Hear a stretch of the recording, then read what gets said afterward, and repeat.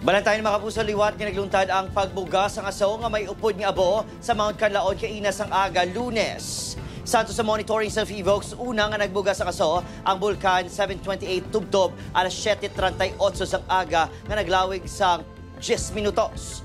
Ginsundan pag-inini sa masobre sa kaoras nga pagbuga, humaling 9:20 Tubtob alas 10:54. Naglabot sa 300 metros ang katason sang ukon ang katason sang aso nga ginbuga kag 25 na record nga volcanic earthquakes. Nagapabilin sa alert level 2 ang bulkan. Gani wala ginakuha sa Evokes ang posibilidad nga liwat ini maglupok.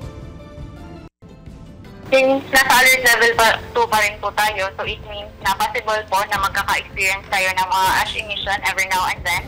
Saka yung mga VTs po natin ay matataas din po every day. And it means po na mayroon pa rin po na activity going on inside the volcano na it could lead to explosion or mga ash emission.